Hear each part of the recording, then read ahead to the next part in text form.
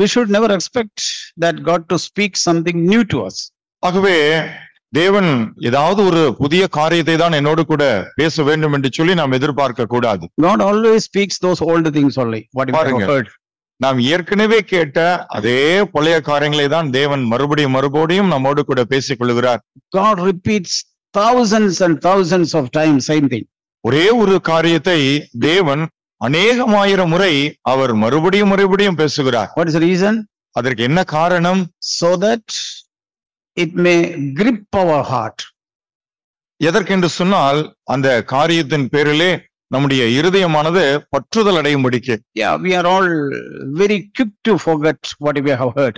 நாம் கேட்டவைகளை நாம் சீக்கிரத்திலே மறந்து போகிறவர்களாக நாம் இருக்கிறோம். And we expect something new to be heard. நாம் மறுபடியுமாக புதிதாவது ஏதாவது கேட்க வேண்டும் என்று சொல்லி விரும்புவர்களாக இருக்கிறோம். See Hebrew chapter 2 and verse 1.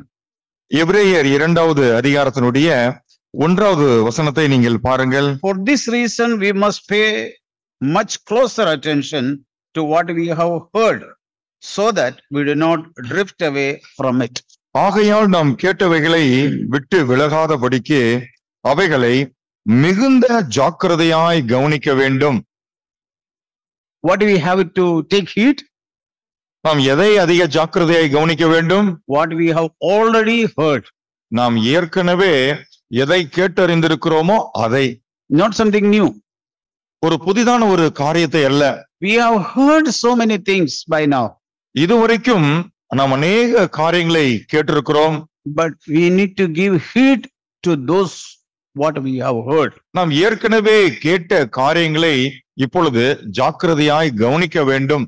Otherwise, இல்லை என்று சொன்னால் we may drift away. நாம் வழி விலகி போய் விடுவோம். Drifting to where?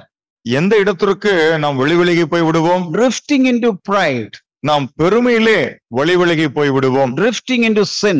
நாம் வழி விலகி பாவத்தில் விழுந்து விடுவோம். Because we are all very quick to fall into sin.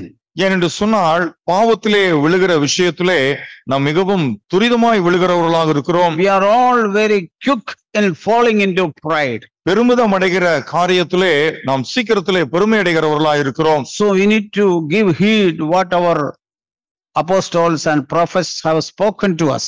ஆகவே நம்முடைய அப்போஸ்தலர்கள் நம்முடைய தீர்க்கதரிசிகள் ஏற்கனவே நம்மிடத்திலே பேசி இருக்கிற காரியங்களை நாம் இப்பொழுது ஜாக்கிரதையாய் கவனிக்க வேண்டும்.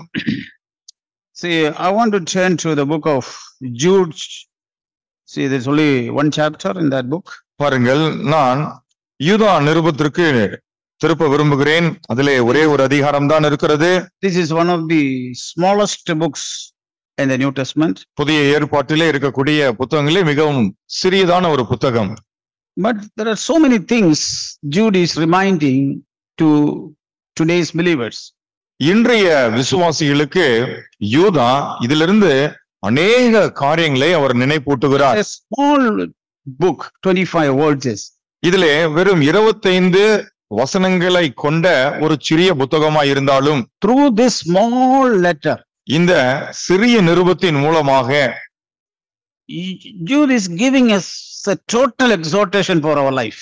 நம்முடைய வாழ்க்கைக்கான முழு புத்திமதிகளையும் பக்தி விருத்திக்கு ஏதுவான காரியங்களையும் யூதா வழங்குகிறார். He is showing so many examples. அவர் இதற்கு முன்பதாக சம்பவித்த அநேக திருஷ்டாந்தங்களை நமக்கு அவர் சுட்டி காண்பிக்கிறார். Starting from the children of Israel. இஸ்ரவேல் ஜனங்களுடைய காரியத்திலிருந்து துவங்கி and the angels who have fallen. வீழ்ச்சி அடைந்து போன தூதர்களை அவர் காண்பிக்கிறார். About Sodom and Gomorrah. சோதம் குமாரவை திருஷ்டாந்தப்படுத்தி காண்பிக்கிறார். And about Balaam. அதே போல பிள்ளையாமை நமக்கு அவர் நினைப்பூட்டுகிறார். And Cain. காயினை நினைப்பூட்டுகிறார். So many people, so many things he is showing. அநேக காரியங்களையும் அநேக நபர்களையும் அவர் நமக்கு திருஷ்டாந்தமாக காண்பிக்கிறார். All these people have fallen. எப்படி இவர்கள் எல்லோருமே வீழ்ச்சி அடைந்து போனார்கள். So what do we need to do? அப்படி என்று சொன்னால் நாம் என்ன செய்ய வேண்டும்? That is an exhortation for the people who have come in the last days. இந்த கடைசி நாட்களிலே கடந்து வந்திருக்கிற ஜனங்களாகிய நமக்கு இருக்கிற புத்திமதி இதுதான். The first verse is like this. முதலாவது வசனம் இவனமாய் சொல்லுகிறது. Jude, a bond servant of Jesus Christ and brother of James. பாருங்கள், First verse. முதலாவது வசனம். இயேசு கிறிஸ்துவினுடைய ஊழியக்காரனும் யாக்கோபினுடைய சகோதரனுமாய் இருக்கிற யூதா. See, he introduced himself as a bond servant of Jesus Christ. யூதா தன்னை இயேசு கிறிஸ்துவனுடைய ஒரு தாசனாக அல்லது ஒரு அடிமையாக தன்னை அவர் அறிமுகப்படுத்துகிறார். Once upon a time, he was not a servant of Jesus Christ. ஒரு காலகட்டத்திலே இந்த யூதா இயேசு கிறிஸ்துவுக்கு ஊழியக்காரனாக, அதாவது ஒரு அடிமையாக அவர் இருக்கவில்லை. He was once upon a time when he was at home, he is actually a physical brother of Jesus Christ. இந்த யூதா தன்னுடைய வீட்டிலே இருக்கும் பொழுது இயேசுவுக்கு ஒரு சகோதரனாக அந்த ஒரு நிலைமையில் அவர் இருந்தார். But he never knew who Jesus was. ஆனால் இந்த இயேசு உண்மையில் யார் என்பதை அறியாத ஒரு நபராய் இருந்தார். He was thinking as anybody. இந்த யூதா இயேசுவை குறித்து மற்றவர்களைப் போல இவரும் ஒரு மனுஷன் என்று அவர் நினைத்து கொண்டிருந்தார். At that time, அந்த நேரத்திலே most probably, ஒருவேளை இப்படி இருந்திருக்கலாம். he was ruling Jesus Christ. இயேசு கிறிஸ்துவின் மீது அதிகாரம் செலுத்துகிற ஒரு நிலைமையில இந்த யூதா இருந்திருக்கலாம். He never listened to Jesus Christ. ஒருபோதும் இயேசு கிறிஸ்துவுக்கு அவர் செவி சாய்த்திருக்கவே மாட்டார். 30 years he lived in that home. ஒரே வீட்டிலே 30 வருடங்கள் அவர் இருந்திருக்கிறார். He never listened to Jesus Christ. ஒருபோதும் இயேசு சொல்லுகிற காரியங்களை கேட்டிருக்கவே மாட்டார். But after some time, ஆனால் கொஞ்ச நாட்களுக்கு பிற்பாடு he has repented. அவர் அதை குறித்து மனம் திரும்பினார். After Jesus was risen from the dead, probably. ஒருவேளை அது இயேசு மரணத்தினின்று உயிரோடு எழுந்த பிற்பாடாக இருக்கலாம். He repented. யூதா மனம் திரும்பினார் and came to the Lord. கர்த்தரிடத்திலே அவர் வந்தார். He would have felt how much I lost. அவர் தன்னை குறித்து இப்படி உணர்ந்திருப்பார், நான் எத்தனை காரியங்களை நான் இழந்து போயிருக்கிறேன். This man was living with me in my house. இந்த நபர் என்னோடு கூட என்னுடைய வீட்டிலே அவர் வாழ்ந்திருந்தாரே. I could never recognize him. அவரால் என்னால் கண்டுபிடிக்கவே முடியலையே. I could never see him properly. அவரை என்னால் சரியான ரீதியிலே அறிந்து கொள்ள முடியவில்லையே. He was in our midst. He was living with us. அவர் நம்மத்திலே நம்மில் ஒருவராக வாழ்ந்து கொண்டிருந்தாரே. Brothers and sisters, அதே போல சகோதரிகளே, it is very important that we recognize Jesus Christ. இயேசு கிறிஸ்துவை நாம் அறிந்து உணர்ந்து கொள்வது மிகவும் அவசியமான காரியமா இருக்கிறது. It is not that merely we are born again. நாம் வெறுமனே மறுபடியும் பிறந்து விட்டோம் என்கிற நிலைமையில் இருந்தால் மாத்திரம் போதாது. We are people coming into the church. சபைக்கு வருகிற ஜனங்கள் என்கிற ஒரு நிலைமையில் இருந்தால் மாத்திரம் போதாது. And in general we say Jesus is in our midst. பொதுவாக நாம் சொல்லிக் கொள்ளும் பொழுது சொல்லுவோம் இயேசு நம் மத்தியில் இருக்கிறார் என்று சொல்லி. Yeah, because it is written in Matthew 18, I think 18. ஏனெனில் அது மத்தேயு 18வது அதிகாரத்தினுடைய 18வது வசனத்திலே சொல்லப்பட்டிருக்கிற காரணத்தினால் அப்படி சொல்லிக் கொள்கிறோம். Not because it is written there. பாருங்க, அந்த வசனம் அங்கே எழுதப்பட்டிருக்கிற காரணத்தினால் அதை நாம் அப்படி எடுத்துக்கொள்ள கூடாது. We must personally recognize Jesus Christ. நாம் அனைவரும் தனிப்பட்ட நிலைமையிலே இந்த இயேசு கிறிஸ்துவை அறிந்து உணர்ந்தவர்களாக இருக்க வேண்டும். Otherwise our Christian life will be very shallow. இல்லை என்று சொன்னால் நம்முடைய கிறிஸ்துவ வாழ்க்கை என்பது ஒரு ஆழமற்றதாகவே இருந்துவிடும். Now இப்பொழுது Jude is saying something. யூதா ஒரு காரியத்தை சொல்லுகிறார். He has become the bond servant of Jesus Christ. இப்பொழுது இந்த யூதா இயேசு கிறிஸ்துவுக்கு ஒரு தாசனாக அடிமையாக அவர் மாறிவிட்டார். Now Jesus is not there. What is he serving? That means இப்போ இயேசு அங்கே இல்லை, ஆனால் தான் ஒரு ஊழியக்காரனாக இயேசுவை சேவிக்கிறேன் என்று சொன்னால் அதற்கு அவர் என்ன அர்த்தம் சொல்லுகிறார்? What is it meaning? அதனுடைய அர்த்தம் தான் என்ன? He has become a bond slave of the nature of Jesus Christ. இயேசு கிறிஸ்துனுடைய சாயலுக்கு தான் இப்பொழுது ஒரு அடிமையாகவே மாறிவிட்டதாக அவர் சொல்லுகிறார். The character of Jesus Christ. இயேசு கிறிஸ்துனுடைய சுபாவத்திற்கு I have become a servant of the character of Jesus Christ. நான் இந்த இயேசு கிறிஸ்துனுடைய சுபாவத்திற்கு முற்றிலும் ஒரு அடிமையாக மாறிவிட்டேன். That is what he is saying. அதைத்தான் யூதா சொல்லுகிறார். I am a servant of bond servant of Jesus Christ. நான் இயேசு கிறிஸ்துவுக்கு ஒரு அடிமையாகவே மாறிவிட்டேன். I have become a servant of his character. அவருடைய சுபாவத்திற்கு, அந்த திவ்ய சுபாவத்திற்கு நான் இப்பொழுது அடிமையாகி விட்டேன். I have become a servant of his humility. his humility. அவருடைய தாழ்மைக்கு நான் இப்பொழுது அடிமையாக மாறிவிட்டேன். I have become a servant of his patience. அவருடைய பொறுமைக்கு நான் இப்பொழுது அடிமையாக மாறிவிட்டேன். I have become a servant of his mercy. அவருடைய இரக்கத்திற்கு இப்பொழுது நான் ஒரு அடிமையாக மாறிவிட்டேன். I have become a servant of his forgiveness. அவருடைய மன்னிக்கிற அந்த சுபாவத்திற்கு நான் இப்பொழுது அடிமையாக மாறிவிட்டேன். Now I have become a bond servant of Jesus Christ. இப்பொழுது இந்த இயேசு கிறிஸ்துவுக்கு நான் ஒரு அடிமையாக, ஒரு தாசனாக மாறிவிட்டேன். After so many years being Christians and in the church, we must also be able to say like that. பாருங்கள், நாம் கிறிஸ்தவர்களாக சபையிலே அநேக வருடங்களாய் இருக்கிறோம். நம்மாலும் இப்படி சொல்லக்கூடிய நிலைமை இருக்க வேண்டும். Are you a bond servant? நீங்கள் இப்பேற்பட்ட ஒரு தாசர்களாய் மாறிவிட்டீர்களா? Are you a bond servant of the character of Jesus Christ in your home? உங்களுடைய இல்லத்திலே இயேசு கிறிஸ்துனுடைய அந்த திவ்ய சுபாவத்திற்கு நீங்கள் அடிமைகளாய் மாறிவிட்டீர்களா? Are you in your workplace? Are you a servant of this character of Jesus Christ? நீங்கள் பணிபுரிகிற இடத்திலே இந்த இயேசு கிறிஸ்துனுடைய திவ்ய சுபாவத்திற்கு ஒரு அடிமைகளாய் மாறிவிட்டீர்களா? Being a husband at home, are you the servant of the character of Jesus Christ? உங்கள் வீட்டிலே கணவராய் இருக்கிற நீங்கள் இயேசு கிறிஸ்துனுடைய அந்த திவ்ய சுபாவத்திற்கு இப்பொழுது அடிமையாகி விட்டீர்களா? Being a wife, are you the servant of the character of Jesus Christ? மனைவியாய் இருக்கிற நீங்கள் இயேசு கிறிஸ்துனுடைய திவ்ய சுபாவத்திற்கு இப்பொழுது அடிமையாகி விட்டீர்களா? After so many years, அநேக வருடங்கள் ஆயிற்று. we must become servants of the character of Jesus Christ. இயேசு கிறிஸ்துனுடைய அந்த திவ்ய சுபாவத்திற்கு நாம் அடிமைகளாக மாறிவிட வேண்டும். That is the only thing in which God is pleased with. தேவன் பிரியமாய் இருக்கிற ஒரே ஒரு காரியம் இது ஒன்றுதான். Nothing else. வேறு எதிலும் அவர் பிரியப்படுகிறதில்லை. Not my biblical knowledge. என்னுடைய வேதாகம அறிவிலே அவர் Not பிரியப்படுகிறதில்லை. my long prayers. என்னுடைய நீண்ட ஜெபத்திலே அவர் பிரியப்படுத்துகிறதில்லை. Not my emotional songs. நான் உணர்ச்சி வயப்பட்டு பாடுகிற பாடல்களிலும் அவர் பிரியமாய் இருக்கிறதில்லை. Not in any of these things God is pleased with. பாருங்கள், நாம் மேற்சொன்ன எந்த ஒரு காரியங்களின் பேரிலும் தேவன் பிரியமாய் இருக்கிறதில்லை. 30 years of the life of Jesus Christ, God was well pleased. இயேசு கிறிஸ்துனுடைய 30 வருட வாழ்க்கையின் பேரிலே தான் தேவன் பிரியமாயிருந்தார். We must also be gripped by that truth. அந்த ஒரு சத்தியத்தினாலே நாம் ஈர்க்கப்பட்டவர்களாக இருக்க வேண்டும். Our heart must be gripped by this truth. 20 years of life of Jesus Christ as an ordinary man, that was pleasing to God. ஒரு சாதாரண மனுஷனாக இருந்து கொண்டு 30 வருடம் வாழ்ந்த அந்த வாழ்க்கையின் பேரிலே தான் தேவன் பிரியமாயிருந்தார். இந்த சத்தியத்தின் பேரிலே நம்முடைய இருதயமானது ஈர்க்கப்பட்டிருக்க வேண்டும். Then only we will also be able to live like that. அப்பொழுது மாத்திரமே நாமும் அது போல வாழ முடியும். See what Jude is saying.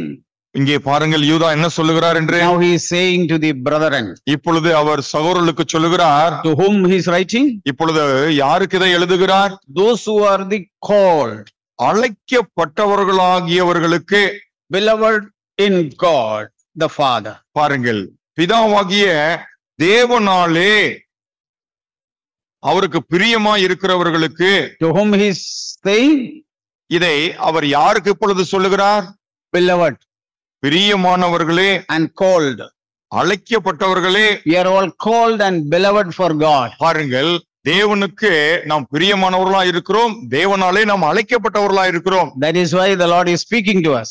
ஆகவேதான் தேவன் நம்மோடு கூட பேசிக் கொண்டிருக்கிறார். He is not speaking in anger as we have heard this morning. இந்த காலையிலே கேட்டது போல ஏதோ நம்மோடு கூட ஒரு கோபமா இருந்து அவர் பேசுகிறதில்லை. He is speaking in love. அவர் அன்பின் நிமித்தமாய் நம்மோடு பேசுகிறார். Beloved and called. பிரியமானவர்களும் அழைக்கப்பட்டவர்களுமாகிய உங்களுக்கு. And one of the most important thing. அதிலே மிக முக்கியமான ஒரு காரியம், kept for Jesus Christ. இயேசு கிறிஸ்துவினாலே காக்கப்பட்டவர்களுமாகிய. We are kept for Jesus Christ. அப்படி என்று சொன்னால் இயேசு கிறிஸ்துவுக்காக நாம் வைக்கப்பட்டவர்கள். Who are we? நாம யாருங்க? Who are we? நாம யார்? Kept for Jesus Christ. இயேசு கிறிஸ்துவினாலே காக்கப்பட்டு அவருக்காக வைக்கப்பட்டிருக்கிறவர்கள். Why God called us? எதற்காக தேவன் நம்மை அழைத்திருக்கிறார்? Why we have become beloved of God? ஏன் நாம் தேவனுக்கு பிரியமானவர்களாக மாறினோம்? We are kept for Jesus Christ. நாம் இயேசு கிறிஸ்துவுக்கென்று வைக்கப்பட்டவர்கள். Brothers and sisters, don't forget this. சகோதர சகோதரர்களே, இதை நீங்கள் மறந்து விடாதீர்கள். Doesn't matter what situation you are facing in your life. உங்களுடைய வாழ்க்கையிலே நீங்கள் எதிர்கொள்ளுகிற சந்தர்ப்ப சூழ்நிலை எதுவாக இருந்தாலும் சரி. Maybe you are going through a lot of struggle. ஒருவேளை நீங்கள் அநேக பாடுகளின் ஊடாக கடந்து போகலாம். You may have a lot of problems. உங்களுக்கு அநேக பிரச்சனைகள் இருக்கலாம். You may have poverty and famine in your life. உங்களுடைய வாழ்க்கையிலே பஞ்சம், தரித்திரம், பிரச்சனை இருக்கலாம். So many things you may be facing. ஒருவேளை அநேக காரியங்களை நீங்கள் எதிர்கொள்ளுகிறவர்களா இருக்கலாம். But in all the things, in the midst of all those things, one thing you should remember. ஆனால் அவைகள் எல்லாவற்றின் மத்தியிலும் நீங்கள் நினைவு கொள்ள வேண்டிய ஒரு காரியம். What is that? என்னது? Doesn't matter what I am facing in this world. இந்த உலகத்துல நான் எதை சந்திக்கிறேன்றது காரியம் இல்ல. That's not an important thing. அதெல்லாம் எனக்கு முக்கியம் இல்ல. I am kept for Jesus Christ. நான் இயேசு கிறிஸ்துவினாலே காக்கப்பட்டு அவருக்கென்று வைக்கப்பட்டவனா இருக்கிறேன். I am for Jesus Christ. அப்படி என்றால் நான் இயேசு கிறிஸ்துவுக்குரியவன். I belong to Jesus Christ. I belong to Jesus Christ. நான் இயேசு கிறிஸ்துவுக்கு சொந்தமானவன். This must be our testimony all the time in our life. நம்முடைய வாழ்க்கையிலே எப்பொழுதுமே இந்த ஒரு சாட்சி தான் நமக்கு இருக்க வேண்டும். In any circumstances, this must be our testimony. எந்த ஒரு சந்தர்ப்ப சூழ்நிலையிலும் இதுவே நமது சாட்சியாக இருக்க வேண்டும். When you face a problem outside the church, நீங்கள் சபைக்கு புறமே போகும் பொழுது பிரச்சனைகளை சந்திக்கிறீர்கள். in your home you face a problem. உங்களுடைய இல்லத்திலே நீங்கள் பிரச்சனைகளை சந்திக்கிறீர்கள். What must be your testimony? ஆனால் அங்கெல்லாம் உங்களுடைய சாட்சி என்னவாக இருக்க வேண்டும்? I am for Jesus Christ. நான் இயேசு கிறிஸ்துவுக்கு உரிய நபர். I don't compromise in this place. இந்த இடத்திலே நான் சமரசம் செய்ய மாட்டேன். I belong to Jesus Christ. ஏனென்றால் நான் இயேசு கிறிஸ்துவுக்கு சொந்தம். This is the testimony Satan fears. பாருங்க, இந்த ஒரு சாட்சியை பார்த்து தான் சாத்தான் பயப்படுவான். Not my prayer, என்னுடைய ஜெபத்தை பார்த்து பயப்பட மாட்டான். not my Bible knowledge. என்னுடைய வேத அறிவை பார்த்து அவன் பயப்பட மாட்டான். My heart is gripped with something that I belong to Jesus Christ. That is what Satan fears. பாருங்கள், என்னுடைய இருதயமானது நான் இயேசு கிறிஸ்துவுக்கு சொந்தம் என்கிற அந்த சத்தியத்தினாலே ஈர்க்கப்பட்டிருக்கிறது. அதை பார்த்து தான் சாத்தான் பயப்படுவான். There is no doubt about it in our heart. அதை குறித்து நம்முடைய இருதயத்துல சந்தேகமே இருக்க கூடாது. We should never have a doubt about it. இதை குறித்து ஒருபோதும் நாம் சந்தேகிக்க கூடாது. You know what Bible says? உங்களுக்கு தெரியுமா வேதம் என்ன சொல்லுகிறது என்று? One who doubt is like a wave of the sea. பாருங்கள், சந்தேகப்படுகிற நபர் கடல் அலைக்கு ஒப்பாக இருக்கிறாராம். Such person cannot receive anything from God. அப்படிப்பட்ட ஒரு நபர் தேவனிடத்திலிருந்து எதையுமே பெற்றுக்கொள்ள முடியாது. It's in the book of James chapter 1. அது யாக்கோபு 1வது அதிகாரத்தில் இருக்கிறது. It says, இங்கே சொல்லப்பட்டிருக்கிறது, he must ask, verse 6, in faith without any doubting. For the one who doubts is like the surf of the sea. யாக்கோபு 1வது and tossed by the wind. For that man ought not to expect that he will receive anything from the Lord. யாக்கோபு 1வது அதிகாரம் 6 மற்றும் 7வது வசனம். சந்தேகப்படுகிறவன் காற்றினால் அடிபட்டு அலைகிற கடலின் அலைக்கு ஒப்பாயிருக்கிறான். அப்படிப்பட்ட மனுஷன் தான் கர்த்தரிடத்திலிருந்து எதையாகிலும் பெறலாம் என்று நினையாதிருப்பானாக. What doubt? என்னங்க, எதை குறித்தான சந்தேகம்? What doubt? எதை குறித்ததான சந்தேகம்? Am I truly belong to Jesus Christ? நான் உண்மையாகவே இயேசு கிறிஸ்துவுக்கு சொந்தம் தானா? Then why these things are happening? அப்படி நான் அவருக்கு சொந்தமா இருக்கிற பட்சத்துல எனக்கு ஏன் இதெல்லாம் நடக்குது? That is where we doubt. அந்த இடத்துலதான் நமக்கு சந்தேகம் வருது. When we face certain problem in our life, நம்முடைய வாழ்க்கையிலே சில பிரச்சனைகளை நாம் எதிர்கொள்ளும் பொழுது we have a doubt. நமக்கு உடனே சந்தேகம் வந்துருது. Oh, is it from God? Am I really belong to God? இது ஒருவேளை தேவனிடத்திலிருந்து வந்திருக்குமோ, அல்லது நான் உண்மையாகவே தேவனுக்கு சொந்தமானவன் தானா? You should not doubt. அப்படி நாம் ஒருபோதும் சந்தேகப்படக்கூடாது. Those who doubt does not expect that he receive anything from God. சந்தேகப்படுகிறவர்கள் கர்த்தரிடத்திலிருந்து எதையாகிலும் பெறலாம் என்று ஒரு காலும் நினையாதிருப்பீர்களாக. We should remove all sort of doubt from our heart. அப்படி என்று சொன்னால் நம்முடைய இருதயத்தில் இருக்கிற அனைத்து சந்தேகங்களையும் நாம் அகற்றிவிட வேண்டும். We must assure our heart today that I am kept for Jesus Christ. நான் இயேசு கிறிஸ்துவுக்கென்று வைக்கப்பட்டிருக்கிற என்கிற உறுதியை நாம் இந்த நாளிலே நிச்சயப்படுத்திக் கொள்ள வேண்டும். Whatever the circumstances I am facing, நான் சந்திக்கிற பிரச்சனைகள் எதுவா இருந்தாலும் சரி, I belong to Jesus Christ. நான் இயேசு கிறிஸ்துவுக்குரியவன். So, ஆகவே this is what first of all Jude is saying. யூதா இதைத்தான் முதலாவது சொல்லுகிறார். And then said, let the mercy and peace multiply to you. அதற்கப்புறம் அவர் சொல்லுகிறார், அவருடைய இரக்கமும் சமாதானமும் அன்பும் உங்களிடத்திலே பெருக கடவுது. Let it multiply. அது உங்களிடத்திலே இன்னும் அதிகமாய் பெருகட்டும். Not the peace and mercy which I received 20 years ago when I came to the Lord. நான் 20 வருடங்களுக்கு முன்பதாக கர்த்தரிடத்தில் வந்தேன் அல்லவா, அந்த நாளிலே எனக்கு இருந்த இரக்கம் அன்பு அது இல்ல, அப்படியே அதே நிலைமையில் இருக்கிறதல்ல. At that time I had a mercy and peace. பாருங்க, அந்த நாளிலும் எனக்கு இரக்கம் கிடைச்சது, சமாதானம் கிடைச்சது. Anyone will testify like this, brother, when I came to the Lord I was so joyful. யாரா இருந்தாலும் இப்படிதான் சாட்சி சொல்லுவாங்க. அதாவது சகோதரனே, நான் கர்த்தரிடத்துல மனம் திரும்பி வந்த பொழுது நான் ரொம்ப சந்தோஷம் அடைந்தேன். Such peace, பெரிய ஒரு சமாதானமே வந்துருச்சு எனக்கு. there is tremendous amount of power in me. எனக்குள்ளாக ஒரு பெரிய வல்லமை இருக்கிறத நான் உணர்றேன். But ஆனா what about today? இன்று அது எப்படி இருக்கிறது? Is it multiplied? அது திரளாய் பெருகி இருக்கிறதா? The mercy and peace of the Lord கர்த்தருடைய இரக்கமும் சமாதானமும் be multiplied to you. அது உங்களிடத்திலே பழுகி பெருகட்டும். Yeah, it's a blessing. அது நம்முடைய ஆசீர்வாதம். Let the peace and joy and mercy be multiplied. இரக்கம் சமாதானம் சந்தோஷம் எல்லாம் உங்களிடத்திலே பெருக கடவுது. It won't multiply easily. ஆனா அது அப்படியே ரொம்ப எளிமையா எல்லாம் நம்ம இடத்துல அது பழுகி பெருகிடாது. For that அதுக்கு we need to work. நம்ம ஒரு வேலை செய்யணும். We should increase in our work. நம்முடைய கிரியைகளிலே நாம் பெருக வேண்டும். We should always keep ourselves pure in our heart. நாம் நம்முடைய இருதயத்திலே நம்மை எப்பொழுதும் சுத்தமுள்ளவர்களாய் காத்துக்கொள்ள வேண்டும். Why the little children are so happy and joyful? ஏன் இந்த சின்ன பிள்ளைங்களை எப்போ பாத்தீங்கன்னாலும் எப்பொழுதுமே சந்தோஷமா துள்ளி குதிச்சுட்டே இருப்பாங்க? Because ஏன்னு கேட்டீங்கன்னா, their heart is pure. அவங்களுடைய இருதயம் அப்படி மாசு இல்லாம இருக்கும். That is the reason they are happy. அதனாலதான் அவங்க எப்பொழுதுமே சந்தோஷமா இருக்காங்க. If I want to be happy always, நானும் எப்பொழுதும் சந்தோஷமா இருக்க வேண்டும் என்றால், if I want to be peaceful all the time, எப்பொழுதுமே நான் சமாதானத்தோடு இருக்க வேண்டும் என்றால், one thing I need to do, ஒரு காரியத்தை நான் செஞ்சாகணும். I must purify my heart daily, every moment, being proud. பாருங்க, இந்த பெருமைப்படுகிற விஷயத்திலிருந்து ஒவ்வொரு நாளும் ஒவ்வொரு தருணத்திலும் என்னை நான் சுத்திகரித்துக் கொண்டே இருக்க வேண்டும். Bible says, வேதம் சொல்லுகிறது, just as he is pure, அவர் பரிசுத்தராய் இருக்கிறது போல, he is pure, our not holy.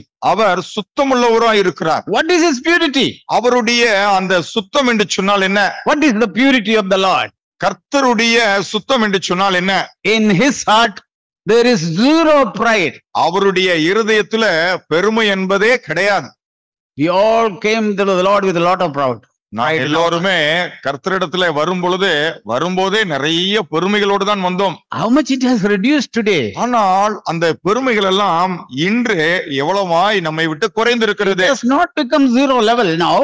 இன்னும் அது பூஜ்யம் என்கிற நிலைக்கு வந்தடையவில்லை. But has it reduced? ஆனால் அது இப்பொழுது உங்களிடத்திலிருந்து குறைந்திருக்கிறதா? When it is reducing, peace and joy and mercy will increase. எப்பொழுது அது உங்களிடத்திலே குறைகிறதோ அப்பொழுதுதான் உங்களிடத்திலே அவருடைய இரக்கம் சமாதானம் சந்தோஷம் எல்லாம் பழுகி பெருகும். Pride makes us unhappy. பாருங்க, நாம் பெருமையா இருந்தால் அது நம்மை சந்தோஷமா இருக்க ஒட்டாது. It brings jealousy into our heart. அது நம்முடைய இருதயத்திலே பொறாமையை கொண்டு வரும். It brings anger into our heart. நம்முடைய இருதயத்தில் அது கோபத்தை கொண்டு வரும். It brings unforgiveness in our heart. மன்னிக்க முடியாத ஒரு சுபாவத்தை நம்முடைய இருதயத்தில் ஏற்படுத்தி விடும். You know, pride is such a dangerous thing. உங்களுக்கு தெரியுமா, இந்த பெருமை என்கிறது ஒரு கொடிய அபாயமான ஒரு பாவம். If anyone is not forgiven, that means his heart is so proud. மன்னிக்க முடியாத சுபாவத்தோடு ஒரு நபர் இருக்கிறார் அப்படின்னா அதற்கு அர்த்தம் அந்த நபருடைய இருதயம் அவ்வளவு பெருமையா இருக்குன்னு அர்த்தம். If someone is fighting always, பாருங்க, எப்ப பார்த்தாலும் ஒரு நபர் சண்டை போட்டு கொண்டே இருக்கிறாருன்னு வச்சுக்கோங்களேன், so proud. அப்படின்னா என்ன அர்த்தம்னா அவருடைய இருதயம் அவ்வளவு பெருமையா இருக்குன்னு அர்த்தம். If someone's heart is jealous, ஒரு நபருடைய இருதயம் பொறாமையினால் நிறைந்திருந்தால், When jealousy is there, where can you get the peace? பொறாமை இருக்கிற இடத்துல எங்க உங்களுக்கு சமாதானம் கிடைச்சிரும்? When that jealousy has gone, அந்த இடத்துல இருந்து அந்த பொறாமை போனால்தான், remember that place of peace has occupied with your jealousy. பாருங்க, உங்களுடைய இருதயத்திலே சமாதானம் இருக்க வேண்டிய இடத்திலே இப்பொழுது பொறாமை குடிகொண்டிருக்கிறது. You have to remove that. இப்போ இந்த பெருமையை நீங்க பொறாமை வெளியே எடுக்கணும். Then the peace will be there. அப்பொழுது உங்களுடைய சமாதானம் நிலைத்திருக்கும். Brothers and sisters, சகோதர சகோதரிகளே, pride is always in conflict with God. பாருங்கள், இந்த பெருமை என்கிற விஷயம் எப்பொழுதும் தேவனுக்கு முன்பதாக ஒரு முரண்படுகிற ஒரு விஷயமா இருக்கிறது. God always opposes such people. அப்பேற்பட்ட நபர்களை தேவன் எப்பொழுதுமே எதிர்க்கிறார். Doesn't mean that he will not come to church. அதற்கு அர்த்தம் அந்த நபர் சபைக்கெல்லாம் வராம அப்படியே நின்றுவார். Doesn't mean that he will not sing. அதற்கு அப்புறமா ஒரு பாட்டெல்லாம் பாட மாட்டார்லாம் அர்த்தம் Doesn't கிடையாது. mean that he will not pray. அதுக்கு அப்புறம் அந்த நபர் ஜெபிக்க மாட்டாருன்னு கிடையாது. But ஆனா God opposes. தேவன் என்ன செய்வார்? அந்த நபரை எதிர்ப்பார். When God opposes, தேவன் நம்மை எதிர்த்தால் my heart will be agitated. என்னுடைய இருதயமானது கலக்கம் அடைந்து விடும். Is your heart agitated? உங்களுடைய இருதயமானது கலங்கி போன நிலையில் இருக்கிறதா? God is opposing. அப்படி என்று சொன்னால் தேவன் உங்களை எதிர்க்கிறார் என்ற அர்த்தம். Yeah, God opposes the proud. தேவன் பெருமை உள்ளவர்களை எதிர்த்து நிற்கிறார். As a result, there is no joy. அதனுடைய விளைவாகத்தான் அங்கே சந்தோஷம் இல்லை. As a result, whatever the godly seed is put, it won't bear fruit. அதனுடைய விளைவாக தான் அங்கே தேவனுடைய வித்து எவ்வளவுதான் விதைக்கப்பட்டாலும் ஒரு பலனும் வருவதில்லை. Is it because of that you do not have the seed of God? அங்கே ஒரு பலனும் இல்லை என்கிற காரணம் அப்படிங்கிறதுனால அங்கே தேவனுடைய வித்து போடப்படவில்லை என்ற அர்த்தம். God's seed was sown so much. பாருங்க, அளவுக்கு அதிகமா தேவனுடைய வித்தானது அங்கே விதைக்கப்பட்டு கொண்டுதான் இருக்கிறது. See, think of the time we came to the Lord and today. பாருங்க, நாம் இன்றிலிருந்து நம்ம கர்த்தரிடத்திலே வந்தோம் இல்லையா, அந்த நாட்களை கணக்கிட்டு பாருங்க எவ்வளவு நாள் ஆச்சுன்னு. How much seed God has sown? எவ்வளவு தேவன் தம்முடைய வித்தை நமக்குள்ளாக விதைத்திருக்கிறார். How much it is bringing fruit? ஆனால் அதிலிருந்து எவ்வளவு கனி வந்திருக்கிறது. That is very important, brothers. அதை தான் நாம் பார்க்க வேண்டும். அதான் முக்கியம். Keep on sowing, sowing, sowing. பாருங்கள், தொடர்ந்து விதைத்து கொண்டே இருப்பது காரியம் அல்ல. For last 20 years or 30 years or 10 years, God has sown so much into our heart. How much it has brought fruit? கடந்த 30 வருடங்களாக 10 வருடங்களாக தேவன் தொடர்ந்து விதைத்து கொண்டே இருக்கிறார். ஆனால் நம்முடைய இருதயத்திலே அது எவ்வளவாய் கனி கொடுத்திருக்கிறது. We only think about that parable in Matthew 13. Oh, this is an unconverted people. மத்தேயு 13வது அதிகாரத்தில் இருக்கிற அந்த ஊமையை நாம் எடுத்துக்கொண்டு இது ரட்சிக்கப்படாத ஜனங்கள் அல்லது மனம் திரும்பாத ஜனங்களுக்கு சொல்லப்பட்டிருக்கிறது என்று நாம் விட்டு விடுகிறோம். Oh, brothers, it is for us. சகோதரர்களே, அது நமக்கானது. The sower went to sow. அங்கே விதைக்கிறவன் விதைக்க புறப்பட்டான். Some of it fallen into the roadside. சில விதைகள் வழி அருகே விழுந்தது. And immediately the birds came and take it away. உடனடியாக ஆகாயத்து பறவைகள் வந்து அவைகளை எடுத்துக்கொண்டு போய்விட்டது. Satan has taken it away. அப்படி என்று சொன்னால் சாத்தான் வந்து எடுத்துக்கொண்டு போய்விட்டான். It was good only for within the room. அது இந்த சபை வளாகத்திலே மாத்திரம்தான் தாக்கு பிடித்தது. Sown good seed. விதைக்கப்பட்டது நல்ல விதைதான். It was not a bad seed. அது ஒரு மோசமான விதை கிடையாது. Good seed was sown. விதைக்கப்பட்டது என்னவோ நல்ல விதைதான். But what was the problem? ஆனா பிரச்சனை எங்க இருக்குது? The heart was not ready. அந்த ஏற்றுக்கொள்ளுகிற இருதயம் ஆயத்தமா இல்லை. The heart was not humble. அந்த இருதயம் தாழ்மையான இருதயமா இல்லை. The heart was not pure of அந்த பாருங்கள், அந்த இருதயமானது மாசில்லாமல் ஒரு தாழ்மையான இருதயமா இருக்கவில்லை. You know how the word of God must be received? பாருங்க, தேவனுடைய வார்த்தையானது எப்பேற்பட்ட இருதயத்தோடு கூட நாம் இருந்து அதை ஏற்றுக்கொள்ள வேண்டும் என்று சொல்லப்பட்டிருக்கிறது தெரியுங்களா? See, turn to James chapter 1. பாருங்கள், யாக்கோபு 1வது அதிகாரத்திற்கு திருப்பிக் கொள்ளுங்கள். It says here, இங்கே சொல்லப்பட்டிருக்கிறது verse 21. 21வது வசனத்திலே 1வது அதிகாரம் 21வது வசனம். Putting aside all filthiness and all that remains of wickedness, in humility receive the word of God which is implanted. நீங்கள் எல்லாவித அழுக்கையும் கொடிய துர்குணத்தையும் ஒழித்து விட்டு உங்கள் உள்ளத்திலே நாட்டப்பட்டதாயும் உங்கள் ஆத்துமாக்களை ரட்சிக்க வல்லமுள்ளதாயும் இருக்கிற வசனத்தை சாந்தமாய் ஏற்றுக்கொள்ளுங்கள். that word is able to save you. அந்த வார்த்தை உங்களை ரட்சிக்க வல்லமை உள்ளதா இருக்கிறது. What do we have to do before we hear the word of God? அப்படி என்று சொன்னால் தேவனுடைய வார்த்தையை கேட்பதற்கு முன்பதாக நாம் என்ன செய்ய வேண்டும்? All filthiness, எல்லா துர்க்குணத்தையும் நம்மை விட்டு நாம் அகற்றிவிட வேண்டும். all that remains wickedness, எதெல்லாம் ஒரு கொடிய துர்க்குணமாக இருக்கிறதோ put aside. அவைகள் எல்லாம் ஒழித்து விட வேண்டும். James is writing to brethren, not to unbelievers. யாக்கோபு இந்த நிருபத்தை சபையில் இருக்கிற சகோதரர்களுக்கு தான் எழுதினாரே ஒழிய சபைக்கு புறம்பா இருக்கிற தேவனை அறியாத ஜனங்களுக்கு எழுதவில்லை. Put aside all filthiness, நீங்கள் எல்லா துர்குணத்தையும் ஒழித்து விடுங்கள். put aside all the wickedness, எல்லா துன்மார்க்கத்தையும் நீங்கள் ஒழித்து விடுங்கள். wicked thoughts, நீங்கள் துன்மார்க்கமான சிந்தை வைத்திருந்தால் அதை ஒழித்து விடுங்கள். filthy thoughts, துன்மார்க்கமான எண்ணங்கள் put it away. அதை எல்லாம் ஒழித்து விடுங்கள். Man's mind and heart are filled with the filthy thoughts and wicked thoughts. பாருங்கள், மனுஷனுடைய சிந்தை எண்ண ஓட்டங்கள் எல்லாம் கொடிய துர்க்குணத்தால் நிறைந்த அழுக்கு நிறைந்ததா இருக்கிறது. God said தேவன் சொன்னார், his intentions are wicked from childhood. அவனுடைய இளம் வாலிப வயது தொடங்கி மனுஷனுடைய நினைவுகள் நித்தமும் பொல்லாப்பா இருக்கிறது. That's what God said in the time of Noah. நோவாவின் நாட்களிலேயே தேவன் அதை சொல்லிவிட்டார். Intent of every thought. மனுஷனுடைய நினைவுகள் என்ன ஓட்டங்கள். So now James says to the brethren in the church, இப்பொழுது யாக்கோபு இதை சபையில் இருக்கிற சகோதரர்களுக்கு சொல்லுகிறார், put aside all filthy thought, எல்லா கொடிய இந்த துர்குணமான சிந்தனைகள் எல்லாவற்றையும் ஒழித்து விடுங்கள். wicked thoughts. அசுத்தமான சிந்தனைகள். Is anyone sitting here with wicked and filthy thoughts? இங்கே அமர்ந்திருக்கிற உங்களில் யாராவது கொடிய துன்மார்க்கமான சிந்தையோடு கூட அமர்ந்து கொண்டிருக்கிறீர்களா? Not when you are here. நீங்க இங்க இருக்கும்போது இருக்கிற மனநிலைமையை நான் சொல்லல. When you are you yourself. நீங்க நீங்களாகவே இருக்கிறீங்களே அந்த இடத்துல இருக்கும். What is your thought? அப்பொழுது உங்களுடைய எண்ணமும் சிந்தையும் என்னவாக What இருக்கிறது? is your attitude? உங்களுடைய சுவாபம் குணாதிசயம் எப்படி இருக்கிறது? That's the most important thing. அதுதான் ரொம்ப முக்கியம். James says, put aside all these things. யாக்கோபு சொல்லுகிறார், இப்பேற்பட்ட காரியங்கள் எல்லாவற்றையும் நீங்கள் புறம்பே அழித்து ஒழித்து விடுங்கள். And in humility. நீங்கள் மனஸ்தாந்தத்தோடு தாழ்மையோடு கூட. What is the good heart? ஒரு நல்ல இருதயம் என்று சொன்னால் அந்த இருதயம் எப்பேற்பட்ட இருதயம்? Good fertile land. ஒரு நல்ல வளம் மிக்க செழுமையான இருதயம். What is that? எப்பேற்பட்ட இருதயம் அது? Heart of humility. தாழ்மை குணம் கொண்டிருக்கிற இருதயம். That is the fertile land. அதுதான் செழிப்பான ஒரு இருதயம். In humility. தாழ்மையா இருப்பதிலே receive the word of God. தேவனுடைய வார்த்தையை ஏற்றுக்கொள்ள வேண்டும். See, which is implanted. பாருங்கள், உங்கள் உள்ளத்திலே நாட்டப்பட்டதாயும். Implant the word in the heart.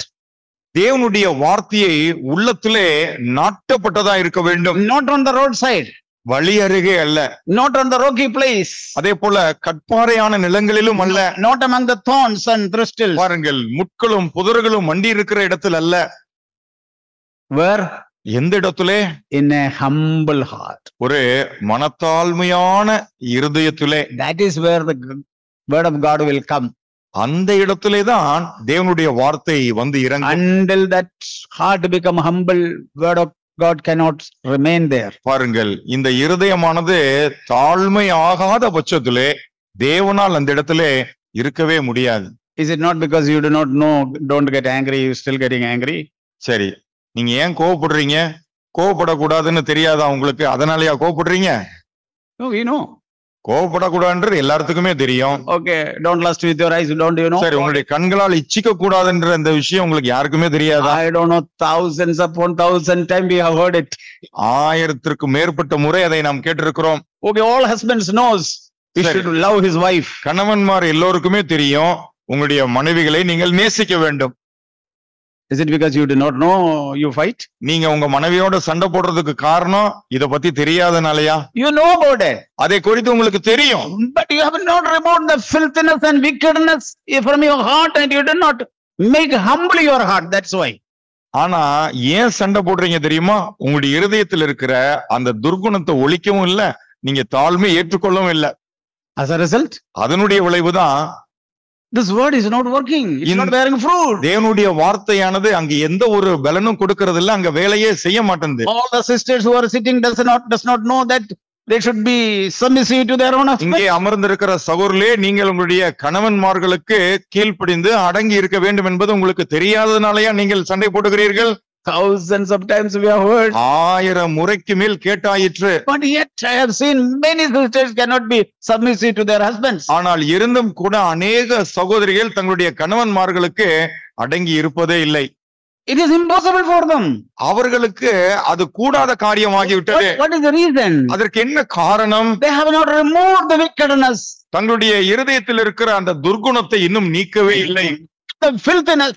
அந்த கொடிய துன்மார்க்கத்தை அவர்கள் எடுக்கவே இல்லை.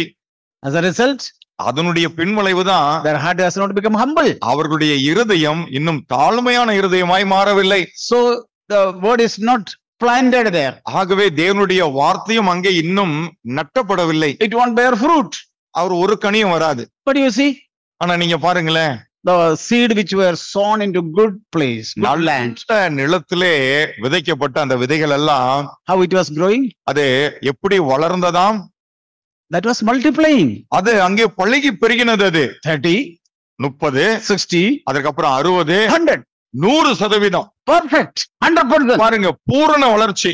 You understand what is mercy and peace multiply to you?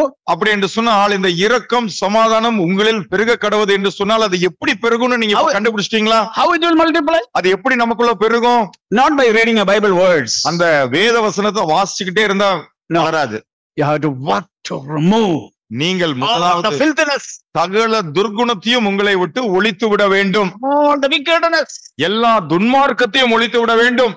Then அதற்கு அப்புறம் humility in your heart. உங்களுடைய இருதயத்திலே நீங்கள் மனத்தாழ்மையா இருக்க வேண்டும். That become a good fertile land. அப்பேற்பட்ட இருதயம் ஒரு வளம் மிக்க செழிப்பான இருதயமாக மாறிவிடும்.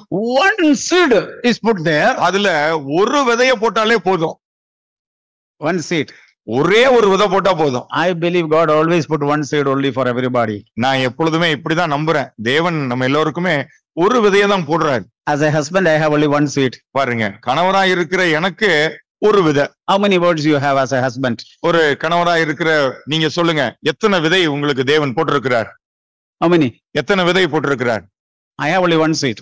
எனக்கு ஒரே ஒரு விதை தான் தேவன் விதைச்சிருக்காரு. What is that? என்னது அது? Love your wife as you yourself. உன்னை நீ நேசிக்கிறது போல உன் மனைவியை நீ நேசிச்சிரு, அவ்வளவுதான். Why it's not happening, Lord? ஆனா ஏன் இது என் வாழ்க்கையில ஒர்க் அவுட் ஆகல? I asked the Lord many, why it is not நான் happening? ஆண்டவரை பார்த்து அநேக முறை கேட்டிருக்கேன், ஆண்டவரே ஏன் இது என் வாழ்க்கையில நடக்க மாட்டேங்குது? You have not humbled your heart. அதுக்கு அவர் சொன்னது, இன்னும் உன்னுடைய இருதயத்துல நீ உன்னை தாழ்த்தவே இல்லை. You have not removed the wickedness from your heart. உன்னுடைய இருதயத்திலிருந்து இந்த துன்மார்க்கத்தை இன்னும் நீ நீக்கவே You have இல்லை. not removed the filthiness from your heart. அந்த துன்மார்க்க சிந்தையெல்லாம் இன்னும் நீ நீக்கவே இல்லை. Remove all those things. அதெல்லாம் சகலத்தையும் ஒழித்திடு. What is that filthiness and wickedness? இந்த துன்மார்க்கம், இந்த துர்குணம் என்று சொன்னால் என்ன? I know better than the word of God. தேவனுடைய வார்த்தையை விட எனக்கு இன்னும் நிறைய நல்லா தெரியும். I know the culture. I know the. எனக்கு கலாச்சாரத்தை பத்தி தெரியும். I know. எனக்கு எல்லாம் தெரியும். I know how husband and wife must be. ஒரு வீட்டுல கணவன் மனைவி எப்படி இருக்கணும்ன்றது எனக்கு தெரியும். That filthiness is there. அந்த ஒரு துன்மார்க்கம் எனக்குள்ள இருக்கேன். Until I remove that, அதை நான் ஒழிக்காத பட்சத்துல this word will not work. இந்த தேவனுடைய வார்த்தை எனக்குள்ள வேலை செய்யாது. Okay, is this word working in you, brothers? சரி சகோதரர்களே, நீங்க சொல்லுங்க, இந்த வார்த்தை உங்களுக்குள்ள வேலை செஞ்சுட்டு இருக்கா? It has born at least 30 fold. குறைஞ்சபட்சம் ஒரு 30% வளைஞ்சிருக்கா? After few years it becomes 60. அப்புறம் இன்னும் கொஞ்சம் வருஷங்கள் கழிச்சு அது இன்னும் 60% ஆகுதா? Okay, when you become 60, 70 years old, 100%. நீங்க உங்களுக்கு ஒரு 60, 70 வயசு ஆகும் பொழுது அது 100% வளர்ந்து பூர்ணம் அடைஞ்சிருதா? Very important. அது ரொம்ப முக்கியம். Okay. Same way for wives. How many words? அதே போல மனைவிமார்களே, உங்களுக்கு தேவன் எத்தனை விதையை உங்களுக்கு தனிப்பட்ட நிலைமையில விதைச்சிருக்காரு? How many words? எத்தனை விதை? Only one. ஒரே ஒண்ணுதாங்க. God did not give you 100 words to obey. தேவன் நீங்க செய்யணும்னு 100 வேலையெல்லாம் உங்களுக்கு கொடுக்கல. God did not give you 100 words to do. இல்ல, நீங்க செய்யணும்னு தேவன் 100 வார்த்தையெல்லாம் உங்ககிட்ட சொல்லல. Only one. ஒரே ஒரு வார்த்தை தான் சொல்லியிருக்காரு. Be submissive to your husband. That's all. உங்களுடைய கணவர்மார்களுக்கு நீங்க கீழ்ப்படிந்திருங்க, அவ்வளவுதான். That's all. அது போதும். But all the filthiness and wickedness are there. ஆனா இன்னும் நமக்குள்ள அந்த துன்மார்க்கம் துர்குணம் இருந்து கொண்டே இருக்கு. What is the wickedness and filthiness? இந்த துன்மார்க்கம் துர்குணம் அது எப்பேற்பட்டது துர்குணம் அது? I know better than my husband. என்னுடைய வீட்டுக்காரரை விட என்னுடைய கணவரை விட எனக்கு தான் நல்லா தெரியும். I am more smarter than my husband. என்னுடைய கணவரை விட நான் தான் புத்திசாலி. I am educated than my husband. அவரை விட அதிகமா படிச்சிருக்கிறது நான் தான். I earn more than my husband. அவரை விட நான் தாங்க அதிகமா சம்பாதிக்கிறேன். Until and unless you remove that wickedness and filthiness from your heart, that word will not work in you. இப்பேற்பட்ட துன்மார்க்கத்தையும் துர்குணத்தையும் உங்களுடைய இருதயத்தை விட்டு நீங்கள் ஒழிக்காத பட்சத்திலே தேவனுடைய வித்தானது அங்க வேலையே செய்யாது. Okay, as a father, what is how many commands we have? சரி, தகப்பன்மாரா இருக்கிறவர்களுக்கு எத்தனை கற்பனை இருக்குது? How many? எத்தனை இருக்குது? Only one. ஒரே ஒரு கற்பனை தானே. What is that? என்ன கற்பனை அது? Bring up your children in God fearing. நீங்கள் உங்களுடைய discipline of God, that's all. பாருங்க, உங்களுடைய பிள்ளைகளை கர்த்தருக்கேற்ற பயபக்தியோடு கூட நீங்கள் வளர்க்க வேண்டும், அவ்வளவுதான். That's all. That's only one word. ஒரே ஒரு வித்து தானே, ஒரே வார்த்தை தானே. Leaving that, you do all other things. அத ஒண்ணு விட்டுட்டு educate him, give good college, good education, good money, everything you buy and give everything. That's all. தேவன் சொன்ன இந்த ஒரு விஷயத்தை மறந்துட்டு மத்த எல்லாத்தையும் செய்றோம். நல்லா படிக்க வைக்கிறோம், அவங்களுக்கு தேவையானதெல்லாம் வாங்கி கொடுக்கிறோம், நல்ல உத்தியோகம், இப்படி எல்லா சகல வசதியும் செஞ்சு கொடுத்துறோம். If you ask somebody, why are you living, brother? நீங்க any fathers இப்படி அப்பாவா இருக்கிற அவங்கள்ட்ட போய் சகோதரனே நீங்க ஏன் இருக்கீங்க அப்படின்னு ஒரு கேள்வி கேட்டா, why you are working, brother? நீங்க ஏன் இவ்வளவு கடினமா உழைக்கிறீங்களே சகோதரனே ஏன் அப்படின்னு கேட்டா, I have 2-3 children, brother. சகோதரனே எங்களுக்கு 3 குழந்தை இருக்குங்க, I am living for them. அவங்களுக்காக தாங்க நான் உயிர் வாழ்றேன். Is that the Lord said to you? அதையா தேவன் உங்ககிட்ட சொன்னாரு? What did the Lord said to you? கர்த்தர் உங்களிடத்துல சொன்ன காரியம் என்ன? Bring up your children in the fear of God, in the discipline of God. That's all. உங்களுடைய பிள்ளைகளை கர்த்தருக்கேற்ற பயத்திலும் அவருடைய சிட்சையிலும் நீங்கள் வளர்த்தெடுக்க வேண்டும், அவ்வளவுதான். All other thing what you are doing is the filthiness of your heart. பாருங்க, அதை தவிர்த்துட்டு நீங்க செய்யற மத்த எல்லா விஷயமும் உங்களுடைய இருதயத்தில் இருக்கிற துன்மார்க்கத்தின் நிமித்தமா நீங்க செய்றீங்க. As a result, you keep on working hard. அதனாலதான் நீங்க தொடர்ந்து கஷ்டப்பட்டுட்டே இருக்கிறீங்க. Only worries are increasing in life. வாழ்க்கையில கவலையும் வருத்தம் தான் அதிகமாயிட்டு இருக்கு. Nothing else. வேற எதுவும் பெருகிற மாதிரி தெரியல. Peace is not multiplying. அங்க சமாதானம் பெருகிறது இல்ல. Mercy is not multiplying. அங்க இரக்கம் பெருகுகிறது இல்லை. At home the mercy is not multiplying. வீட்டுல எந்த ஒரு இரக்கமும் பெருகிறது இல்ல. At home peace is not multiplying. வீட்டுல சமாதானமே பெருகிறது இல்ல. What is multiplying? ஆனா வீட்டுல எது இப்ப அதிகமாயிட்டே வருது? What is multiplying in your home, brothers and sisters? சகோதர சகோதரிகளே, உங்களுடைய இல்லங்களிலே இப்பொழுது அதிகமாகி கொண்டிருக்கிற விஷயம் என்ன? Fear and worries. கவலைகளும் பயங்களும். I was also like that once upon a time. ஒரு காலகட்டத்திலே நானும் அப்படித்தான் இருந்தேன். But not now. ஆனா இப்பொழுது அப்படி இல்லை. Just like Jude said, யூதா சொல்லுகிறது போல, born slave of Jesus Christ. இயேசு கிறிஸ்துவினுடைய தாசன், அடிமை. This is what we should call ourselves. நம்மை நாமே இப்படித்தான் அழைத்துக் கொள்ள வேண்டும். That means, அப்படி என்றால், my first priority is all that Jesus commanded. எனக்கு இருக்கிற முதல் பொறுப்பு அல்லது என்னுடைய முக்கியமான விஷயங்கள் என்னவென்று சொன்னால், இயேசு என்ன சொல்லி இருக்கிறாரோ அதை செய்யறதுதான். All that Jesus lived for.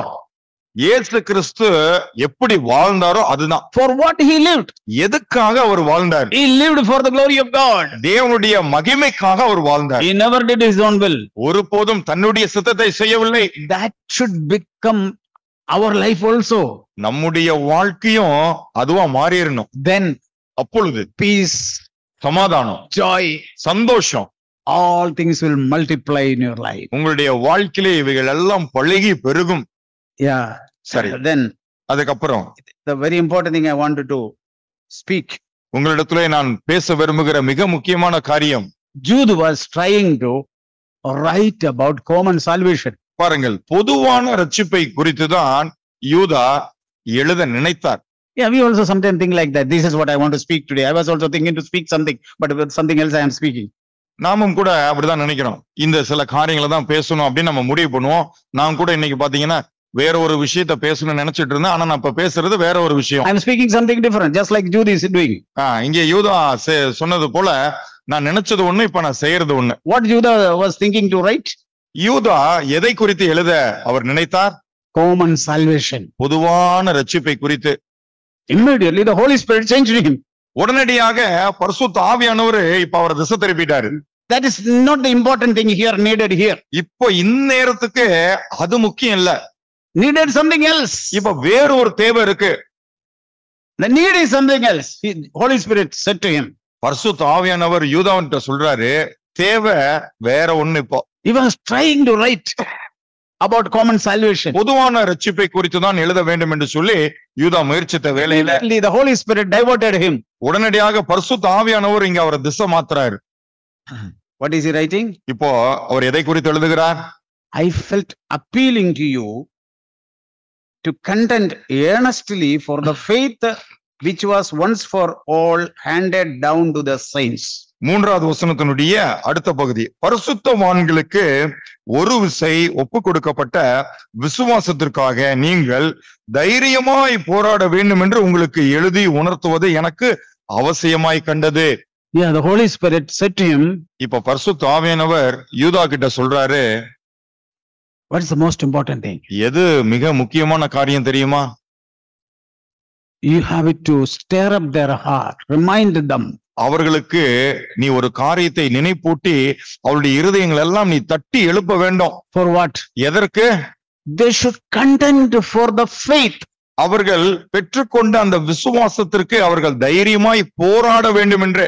Contend means fight, struggle. அப்படி என்று சொன்னால் இந்த போராடுறது அப்படின்னா அதற்காக பிரயாசப்படுறது.